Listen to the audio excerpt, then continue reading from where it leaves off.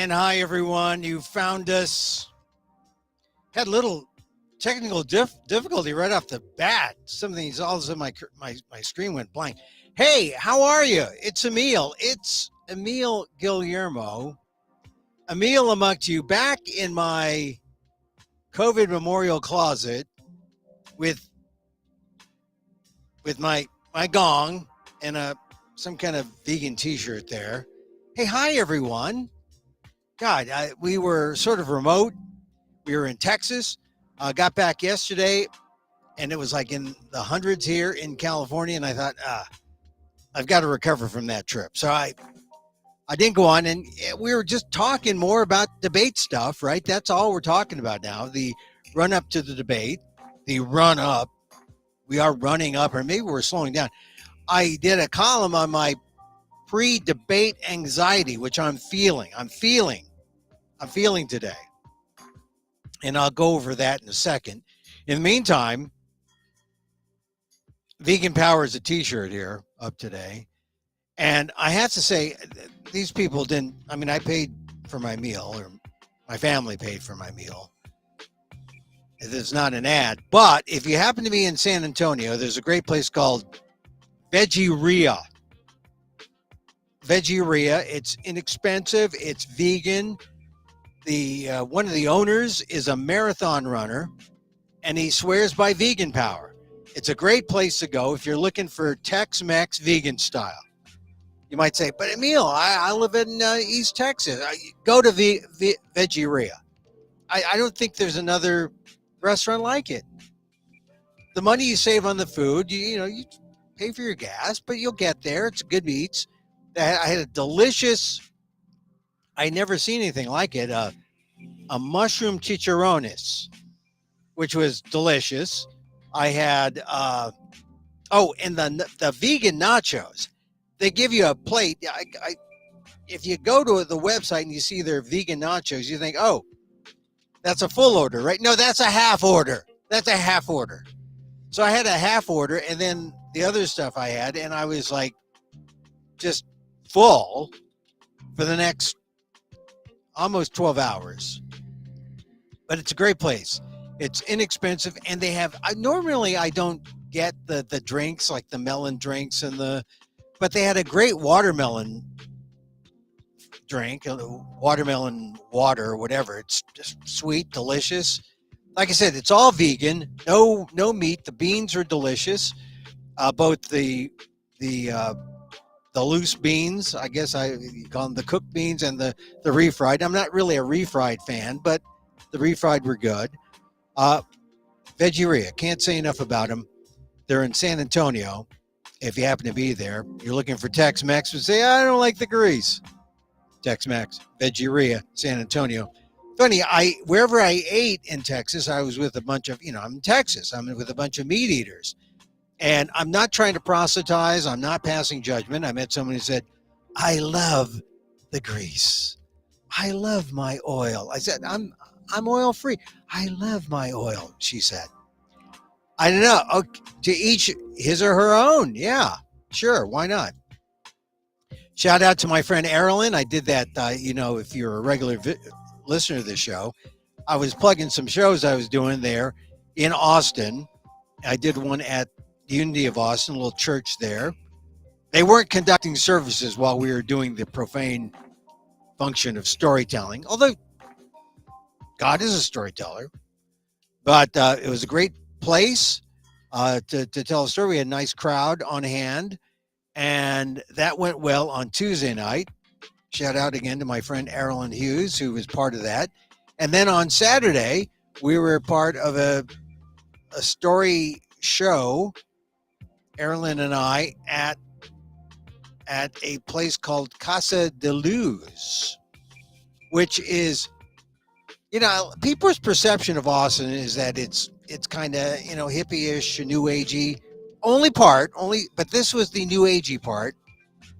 We did some breathing exercises before we told our stories. But it was fun. There's a nice little place where they cook their own food, and they sell it to people. Nice community gathering out there. Really enjoyed Austin. Not a commercial place. And then there was a little auditorium where we told our stories. There were 5 of us in all. Amparo Garcia Crow was the mistress of ceremonies. Fun night. It's called the living room. It's there once every month or once a month at Casa de Luz. And I happened to be there last Saturday, a great time. And maybe I'll be back at Casa de Luz at some point soon. I hope. It was a good crowd of Austinites, I guess they're called.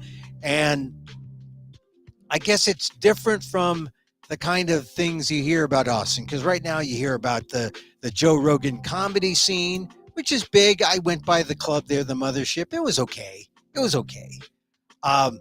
Boy, they're tight on security.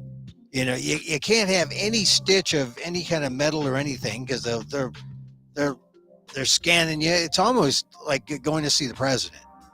I felt.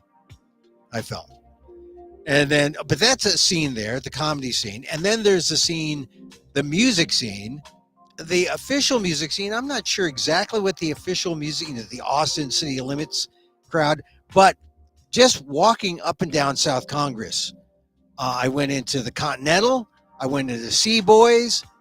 Those are funky ass bars, and they played the blues. They had some rockin' stuff. When I happened to pass by, no cover on certain nights. Great places to go if you like music. And some people think, hey, it's the music. That's what Austin's about. But I found this storytelling group out there at Casa de Luz, and it was fun, and it was very sustaining. I very enjoyable. The reason I was in Austin, though, besides doing my shows, was to see the Texas Tribune, the Texas Tribune Fest. And some people called it Woodstock for political junkies. I guess I would say not just political junkies, but for the high information voter, as opposed to the low information voter. Because if you're reading the Texas Tribune, you're saying, hey, the newspapers are garbage in the state. Well, they're not garbage. It's just not as good as they used to be. Dallas Morning News, all the papers in Houston, even the Austin American Statesman, not as good as they used to be because it's hard to be a newspaper. So papers like the Texas Tribune, funded by, VC money, go online, try to do the real watchdogging that's needed in journalism. They put on this event that really was it was good for Texas. I mean, if I was in Texas watching cable news and watching all the stuff on politics on, CNN and MSNBC, I'm saying, God, when are these people going to see me in Texas? When are they going to come down and reach out to us? And that's what this event was. They had state and local politicians and media folks. They had national media folks. They had Kara Swisher, the beloved Kara Swisher, San Franciscan. I've only met her once or twice, but she's great. Everyone loves Kara Swisher. She was there interviewing Nancy Pelosi. I've seen Nancy Pelosi a number of occasions, so I didn't go to see her, but I did see Gretchen Whitmer, who was great. I understand now why Gretchen Whitmer, she wasn't all in to try to be vice president because she has a much better gig as governor of Michigan. She's also only, I think she said she was 52. And Kamala Harris is 60. So, if you know how politics works, there's like a pecking order. And while a Kamala Big Gretch, I think it was her nickname, that would have been quite a ticket. But Big Gretch would have been in big mothballs because what does a vice president do except wait around for the moment, right? And for the moment for Kamala was Joe Biden flakes out in the debate and you got to go and buttress him up. And then when people get mad and want to yank Joe Biden out, you got to not just buttress up Joe Biden, you got to fill in and be Joe Biden or be the better Democrat and be the nominee, which Kamala Harris has done. And you got to think of it, it's just been a little over a month, right? That Kamala Harris has launched her campaign as the nominee. and vice president. And she's got to be careful to distance herself enough from Joe Biden to be her own woman. I think she's doing it. We'll see it more tonight. But anyway, Gretchen Whitmer, we'll go back to that in a second, but Gretchen Whitmer was there at the Texas Tribune. And also, and I talk about this in my column that I posted on the ALDEF blog, the Asian American Legal Defense and Education Fund, Liz Cheney was there. Now, if you do a Google search on Liz Cheney and her votes, the votes she's cast just while she was in Congress most recently, there's nothing I like about her voting pattern. Nothing. She's against mental health. She's on the other side on immigration. Liz Cheney is not, we're not a match.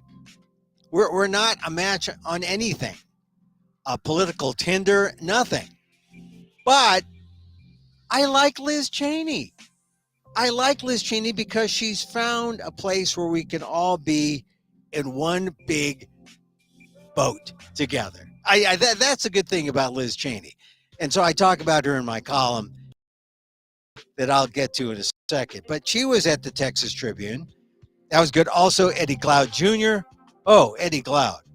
If you don't know him yet, I mean, you know, I asked him, what do you think about Cornel West? He's the Cornell, but I mean, you know, he was saying we could disagree. We could love each other and still disagree. Don't know why Cornell's running, but he's running. They're both at Princeton. But Cornel West is running for president. Eddie Cloud is just commenting occasionally at MSNBC. And there he was at Tribune Fest. It was good to see him. I'll talk about him in a subsequent column. Also, Katie Fang was there. Now, I didn't write about her in this column. I will later. But interesting because she knows there's a dearth of Asian Americans on MSNBC and on cable in general. And when I introduced myself as this Asian American columnist, she was like, really like, hey, I put more Asians on in the time that I've been there. And we'll get to that. Who else did I see? I saw the people from the Bulwark, notably George Conway. And hopefully I'll have George Conway on talking about, I want to talk to him not just about the race. You know, he's like so anti-Trump, right? Pro-Lincoln Project, or he's with the Lincoln Project. I think I mean, he is so anti-Trump that it's funny. It's funny. He's entertaining. So I had a little conversation with George Conway, but hopefully we'll get him on the podcast at some point. So Conway, Sarah Longwell, interesting. And so we'll get into all that subsequently. But tonight, of course, everyone is talking about the debate. People want to hear about the debate, and the debate is, well, the debate is causing a lot of anxiety, don't you think? I mean, for me, especially for me, I mean, my God, it's high anxiety time for me. So as I wait, like all of you, for this spectacle to unravel, I'm wondering why we're even bothering with the exercise. I mean, you don't really need a debate, do you? I mean, they're constantly opposite each other. They're in debate mode already constantly. Do you need a formal debate? I mean, some people say, come on, Emil, sure we do. Sure we do. No, I'm saying no. A simple side-by-side picture of Vice President Harris and former President Trump is really all you need. Words are extraneous. They get in the way. And by now, the candidates' images should be enough to evoke the truth and make the right decision, or evoke the truth in you and make the right decision for America. Now, when I see a picture of Harris, here's what I think. Vice President, trustworthy. Oh, what she did for Biden, trustworthy, loyal, what she did for Biden again, competent, woman, choice, fair, African American, Asian American, New America. She's one of us. When I see a picture of Kamala Harris, that's what I think. That's what is evoked in me. When I see a picture of Trump, I think convicted felon, 34 counts, insurrectionist, communist succubus, see Helsinki, Putin 2018. Just put that down in Google search. You'll see that was like one of the most disgraceful performances by a sitting president of the United States. He calls Kamala Harris a communist. Whatever, well, she's not. Donald Trump is a communist succubus. Wannabe dictator, E. Jean Carroll, Stormy Daniels, liar, Central Park 5, racist, sexist, no choice. That's what I think when I see a picture of Donald Trump. All that just from the pictures, which are muted, of course, but still strike those chords inside you. And it's a big sound. And you think about it, a debate just adds to the noise. But if you must watch, and all good Americans really should, really, you should watch. On the ALDEF site, I provide a bingo card. It's from the LA Times, and it's a 1, 2, 3, 4, 5 by 1, 2, 3, 4, 5, 5 by 5 square with things that could be uttered, and you mark them off. Voter fraud, border czar, radical, lunatic, communist, fascist, hordes, the end of our country. I mean, all that. And you can mark them off. And then see if you get a perfect 5 in a row. Bingo. Of course, the key thing is what's in the center of the bingo card. At the center is LA Times had Willie Brown. This bingo card, courtesy of LA Times, is Anita Chabria, great writer. And I put it out there because, you hear people saying, oh, yeah, playing drinking games and having bingo cards. Well, she posted her bingo card, so I reposted it on the ALDEF blog. But what's at the center, Willie Brown, that might throw some of you. Willie Brown, of course, is the former California Assembly Speaker who made waves at the DNC years ago, decades ago, when delegates were fought over, and he demanded at the top of his lungs, give me back my delegation. That's Willie Brown. Give me back my delegation. They fought for delegates. Willie Brown, also known as the Dapper One, fancy haberdashery, his clothes. Brown went on to be mayor of San Francisco and was a key benefactor of a young Kamala Harris. Brown was both mentor and paramour. Is that even relevant now? Will that even come up in the debate? Well, it's only relevant in that gossipy sense that brings emotion into an equation in order to overcome facts. So, of course, it will come up. And Donald Trump doesn't know to leave it alone. He likes to split the atom, as it were, and cause chaos. Truth is not on his agenda. But it will be an act of his true self, and that's what all voters need to see. As former Representative Liz Cheney said last week, every opportunity that Donald Trump gets to show the American people who he is a good thing. And last week in Austin, Cheney had some choice words for Trump and his man-verse of supporters, calling them misogynistic pigs.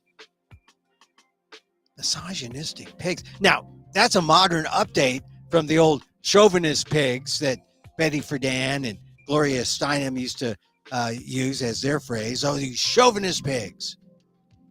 Named after a guy named Chauvin, I think, who was really kind of showed his bias toward men or toward something. Chauvinistic pigs was a term.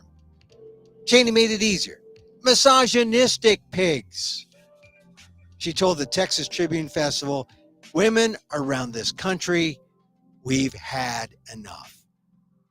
And this is where in my column I write about Liz Cheney and duty in Texas. For my run up to the debate, I was in Austin for the Texas Tribune Fest, a sort of Woodstock for political junkies and high information voters. Texas is a strange state. The polls there show Trump up by 5 to 6 points, which is just beyond the margin of error. But it's far different from my California, the state with the most Asian Americans in the nation, where some polls show Harris up by as much as 24 points. That's probably why more Asian Americans live in California. Cheney, the January 6th congressional committee leader, was a keynote guest at the Tribune Festival event, fresh from her announcement in North Carolina that she was voting for Harris. That made news, but in Austin, she added to the news by announcing that her dad, a former GOP vice president, Dick Cheney, was also voting for Harris. Liz Cheney said she had no trouble convincing conservative friends that Trump, a man who is against NATO and Ukraine and is pro-tariffs, which would be inflationary and raise costs, is neither a conservative nor good for America.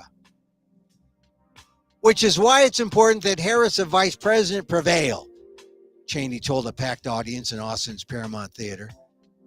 But she was quick to add her choice was not about politics. And this is key. It's not about politics, Liz Cheney says.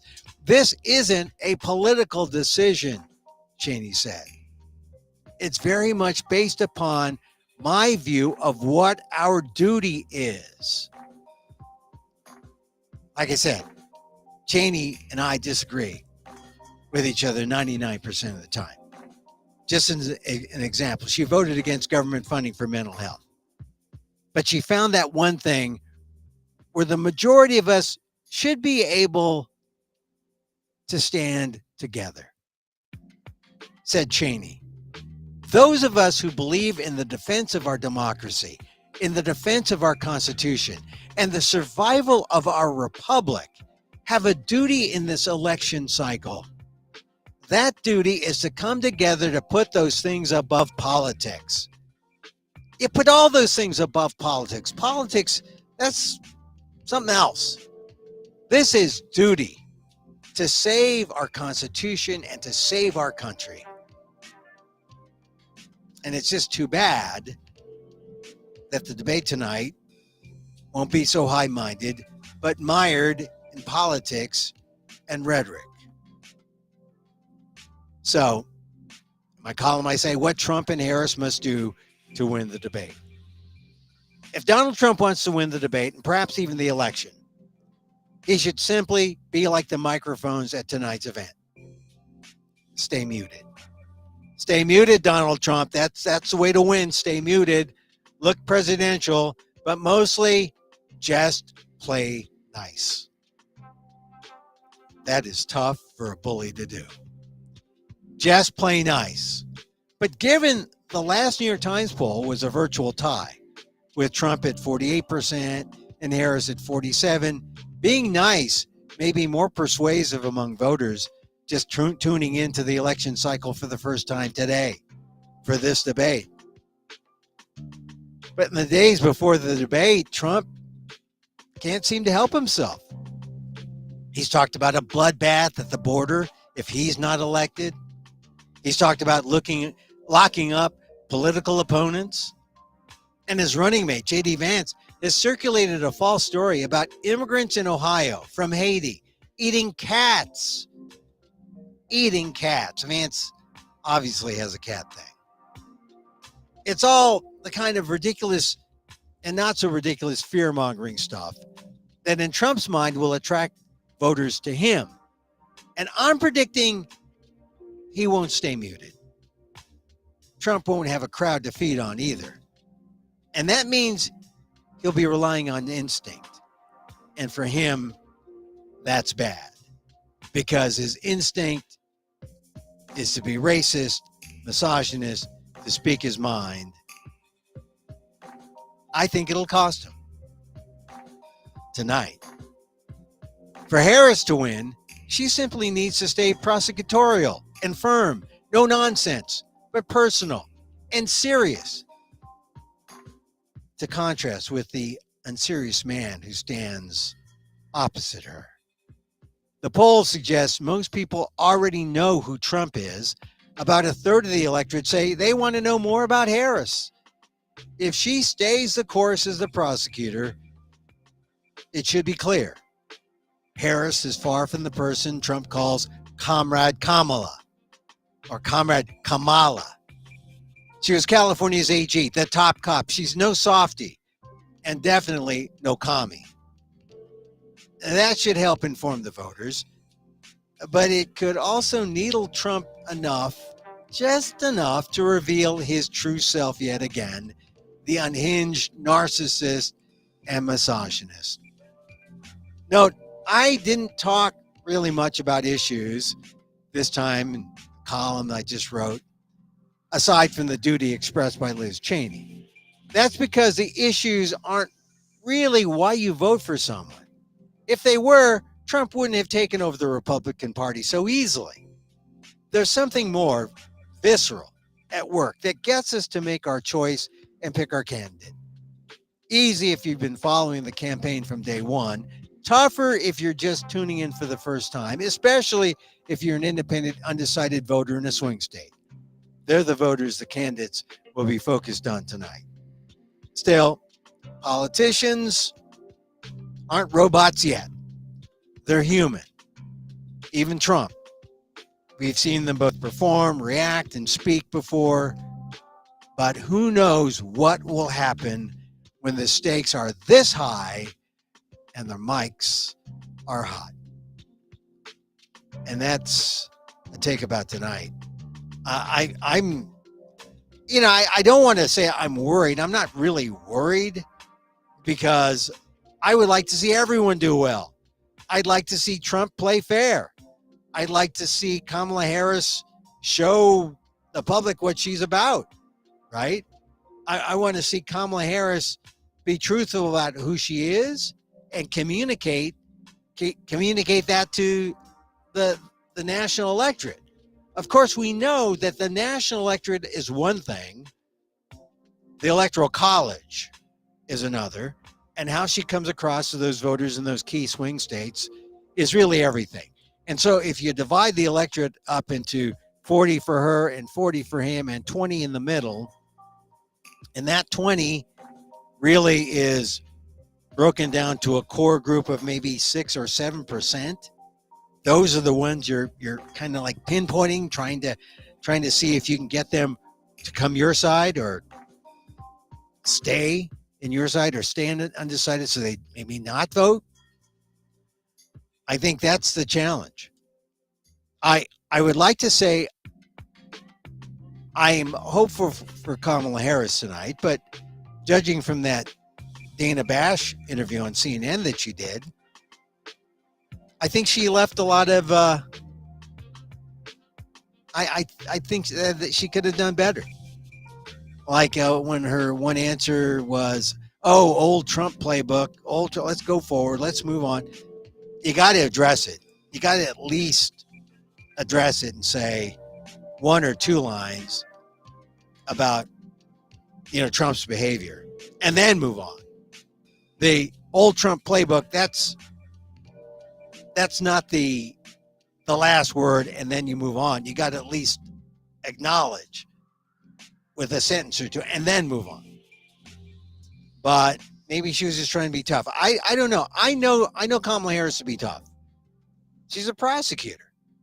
If she plays that, she can balance that toughness with her natural bubbly effervescence that'll make one likable. But I think the way Trump will go about it tonight, which is to be nasty to her by calling her nasty, will make her likable instantly.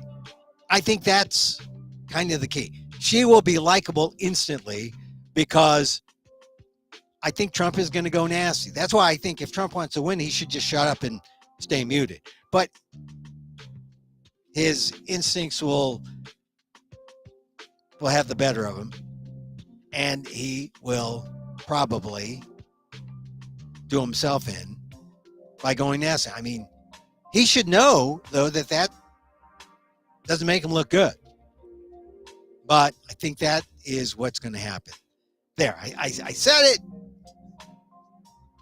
I think Trump is going to. I think Trump is going to show his true self, like Liz Cheney says, and Kamala Harris will take away something that will help elevate her further than she already is. I think there's a lot more upside for her than there is for Trump. I think Trump is, the fact that, all this is going on and Trump is still in there is using up a lot of his capital.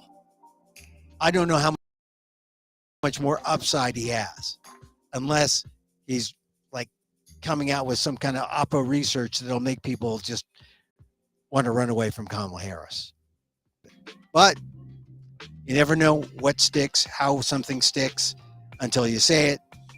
And I think Kamala Harris has a natural advantage because, number one, there's no crowd. Because if there was a crowd, you couldn't get them to shut up, and Trump would play off that. So it's good that there's no crowd. But reading some things, New York Times posting some things about Trump making fun of her height. Really? I mean, if he does, I think you're going to see a lot of people scratching their head saying, really, Donald Trump, let's go to the substance. But like I said, debates like this aren't about substance. They're about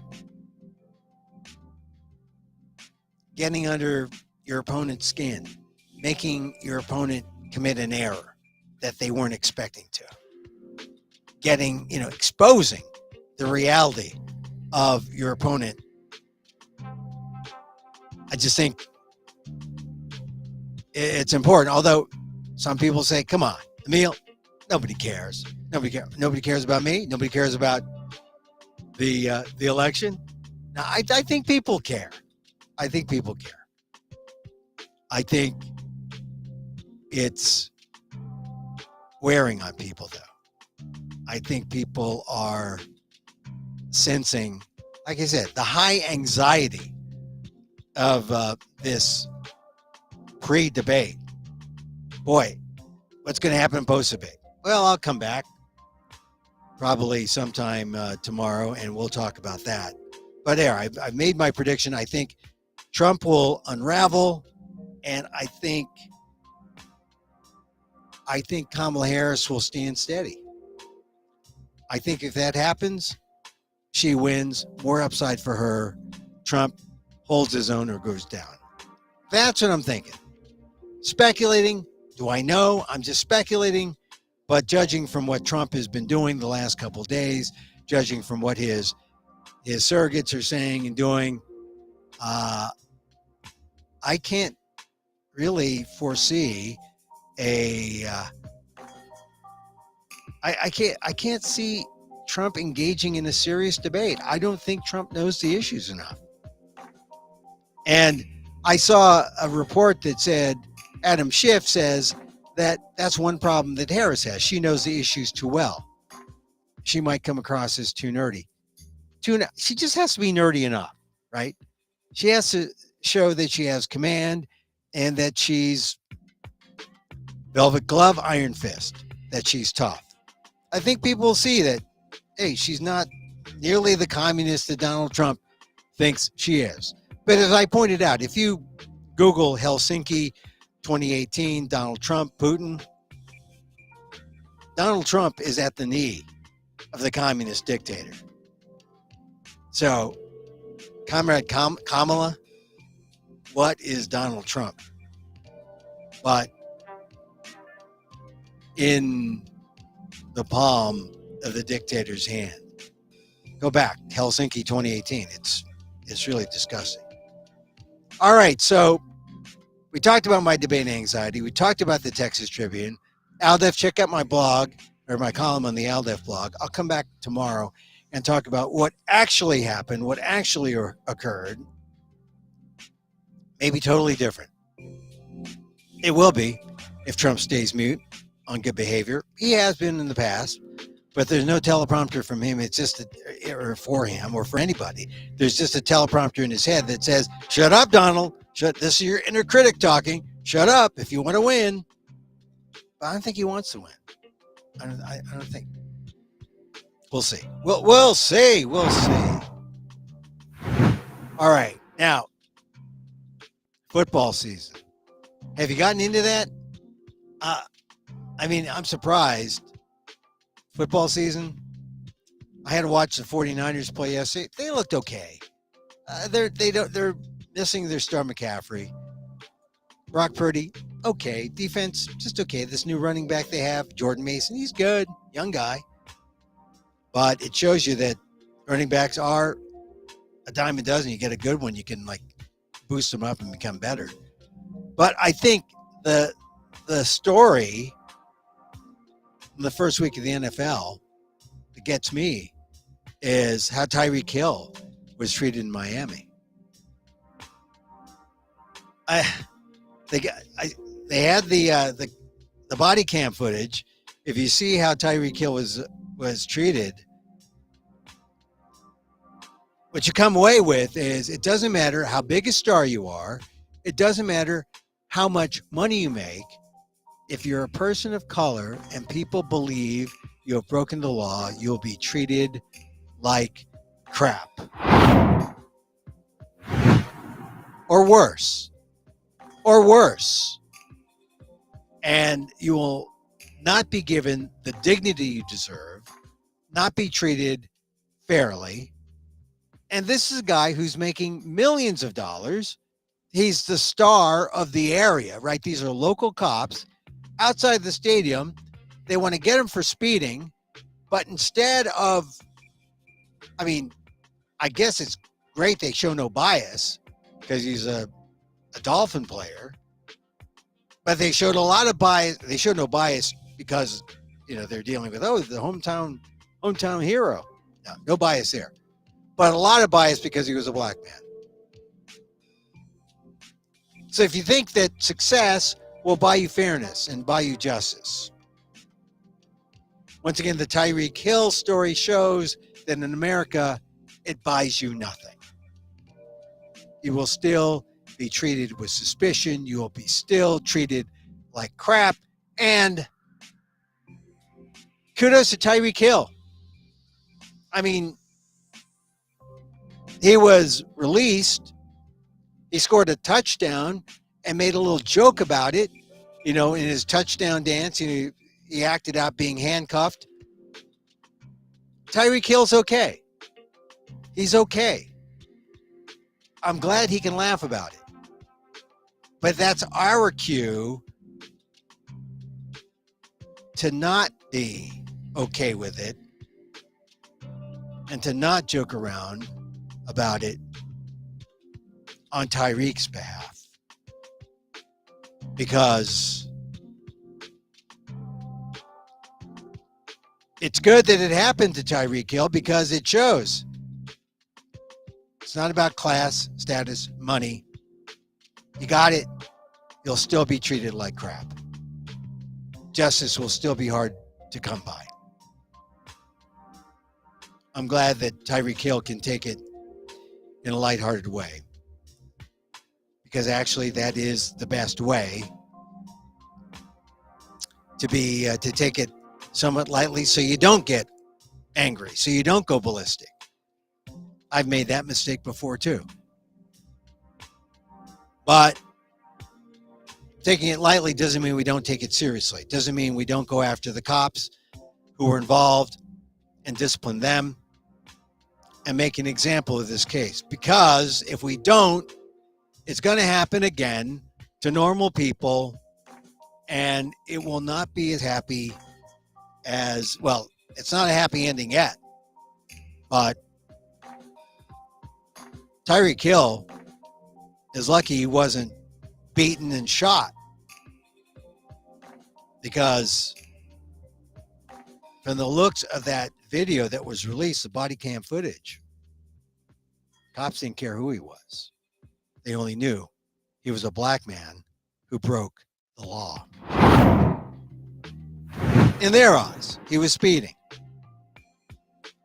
So these veteran cops did their thing. Nasty stuff. So, all right. So NFL, interesting, but funny, even though the NFL was on, what I found more interesting this week was seeing the Indiana Fever and Caitlin Clark and her team, the Indiana Fever, defeat, who did they defeat? I forget the team. Oh, they defeated Atlanta on Sunday. And they played in overtime. Indiana wasn't doing nearly as well as they should have, but Caitlin Clark proved that she is what is the phrase in basketball? She is a complete player. She passes, she scores, she plays some defense, but she's a team player all the way. Her passing, her assists, she just has a knack. And you see the Fever down, you know they're coming back. You know they're not going to stay down. You know, with her teammates, Boston, Mitchell, Kelsey Mitchell. Boston's a great player too. That threesome, all number one picks, I think if they mature and play together, well, they can win it all. I think. Caitlin Clark with her threes. I just think that people underestimated them and they're coming up. I found that more interesting than watching the first week of the NFL, because now we're coming up to the peak of the WNBA season. I know people say, oh, you're talking about women's sports is interesting. I've always liked the WNBA, but it really did take a bona fide star. And Caitlin Clark was that. People have called her a catalyst. I think she is. And everyone in the WNBA, even the stars of the last 5 years, they should thank her for putting the league on the map, because they got guys like me even watching.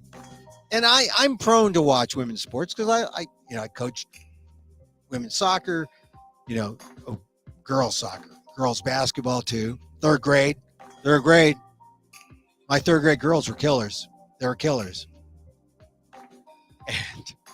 And I just love watching Caitlin Clark in the Indiana Fever. I just do. Much more so than football at this early stage. But I will say this: I love watching college football. And, I don't even go to the school. I don't think I watched any. I didn't watch any Harvard games, but I watched not everyone else, but I watched a lot of college football, and it's fun. Anyway, so sports. Let's see what else is up. Oh, U.S. Open. Are you a tennis fan? Djokovic was out. Wasn't into it. My favorite women tennis players, they were outside.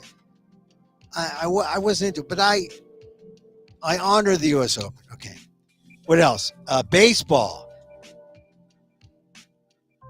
Man, baseball. I may have to root for the Yankees. I don't really want to, but they've got the Filipino player Volpe. I don't even know how he's doing. Volpe at short. I think he's still playing short. They got Aaron Judge, king of Highway 99 in California, hitting home runs. I think I want to give him the edge over Ohtani and the Dodgers. So I'm rooting for the Yankees. I'm declaring I'm rooting for the Yankees. It's hard for me because I don't even like to go to Yankee Stadium. I'd rather go see the Mets play. But the Mets, they go up against the Giants. I'm rooting for the Giants, but the Giants are stuck in mediocrity. They got some good players, but they got a lot of bad, mediocre players. So, we're coming to that good time in sports. And hockey is going to start up soon. Oh, it's exciting. If you're a sports fan, men's basketball will be starting soon. And I think, yeah, the NFL is getting interesting. I mean, the 49ers beat the Jets. So I'm sorry if you're a Jets fan. But yeah, this is a good time. A good time. All right, I don't know what's going to happen to PSA, the Southwest Airlines, and their open seating. They're good. It's going to happen though, and it's just that I figured out how to save that middle seat. If you want to, you find I was sitting next to an older woman who was on the aisle. I took the window, and no one wanted to sit next to us. So you got an older woman, like in her 90s, with a she had a cane, and me at the window. And I think it's because maybe there was no overhead space up top, but no one wanted to sit in the middle seat. And we were like seat like 10th row, 9th or 10th row. But now all that will be, all that gamesmanship when you fly Southwest will be out when they hand out assigned seats, which I think, I think just a way to get money, I'm sure. I like the open seating because, that the middle seat game, which I instinctively say is racist and bad, because I welcome whoever wanted to sit next to me in the middle. But I just know that some people play it like they don't want anyone to. And then I find myself arguing like I'm Rosa Parks. Oh, you want me to sit in the back of the plane? You want me to sit in the back of the plane? Thing is, the plane was half empty. So there were lots of seats. I was on a 6 a.m. flight, 9 a.m. flight, really early. Well, not as early as the 6, but all right. All right, so that's it. I'm going to close this for now. Read my column on the LDEF blog, the pre-debate anxiety. Some people say, nobody cares. Nobody cares. No, people care. People care about this. That's why I bet you. I think this is going to be a bigger debate than the June 27th one, for sure. And it could be the last. But in some ways, I think Donald Trump wants it because he wants to put some distance between him and Harris, and this is the way he thinks. I don't know if Harris wants it because this isn't exactly her style. She'd rather just pull away naturally. But that's why I think this is going to be it, because she's not going to want another one unless it's desperation time and she wants to pull away, and an event like this another event might do it. We'll see. But all right, check out my column on the LDEF blog. I'll be back again tomorrow talking about what happened. And before I go, one more last word about Texas.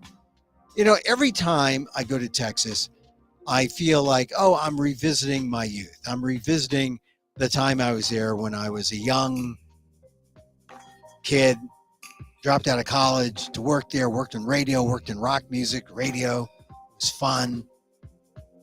Got to be a young kid in Texas.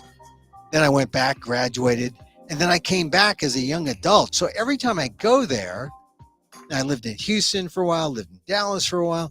Every time I go to Texas, I feel like I'm revisiting my youth, and it always feels exciting.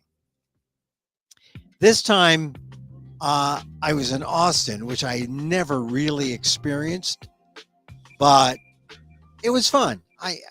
But I see Texas for what it is now, and I'll tell you, I'm afraid for Texas. I'm afraid for its people. I'm mostly because of the politics. I never thought about the politics quite as much back in my day, but I see where it could be critical and why this election is critical. I mean, there are people talking about, how do we get rid of Ted Cruz? More so than how to get rid of Donald Trump. But I just think that it makes me realize that I got a good thing in California. I mean, it's California. It's aside from the fact that it's pricey. You just take a look at that poll. You know, in Texas, Trump is up by 5 or 6 points. In California, Harris is up by 20, 24, 26 points. That's reason enough to stay in California, if you ask me. All right, that's it. We're shutting down for now. Soothe your anxiety. Read my column on the ALDEF blog, aaldef.org/blog. Back again tomorrow with my reaction, if not sooner. Might just pop up, but definitely tomorrow, 2 p.m. Pacific. We like to close with a little loving kindness. It's important. You know, I realize that in my early days, I include some of my Texas years, I was kind of this angry young man type. Or actually, no, I didn't become angry until I got back to California. And I realize now that that was not as cool as I could have been. I should have been cooler. And what has made me cooler? Meditation. Especially loving kindness. Far more tolerant. Far more loving. Because it happens. It's true. As you send things out, as you send out the love, it comes back twofold, fourfold, morefold. My mom taught me that. And I don't know when I stopped listening to that because I thought, oh, being nice like that, oh, that's no good. And I think that was my Trumpy side coming out. I don't like it. It's better to show the love because it comes back. You can profit on love. If Donald Trump only knew that. But that, I think that is a kind of like, you know, looking out for number one. That is a kind of Trumpy side that a lot of people think, oh, you need this to get ahead. You need to, like, F the other guy. No, you don't. You can do it the nice way if you do it. But you don't have to. And I didn't learn that lesson until I started meditating. And so, as I wish for me, I wish for you. May you be safe. May you be happy. May you be healthy. And may you live with ease. Emil Guillermo here. Emil Amok to you. Check us out. YouTube at Emil Amok 1.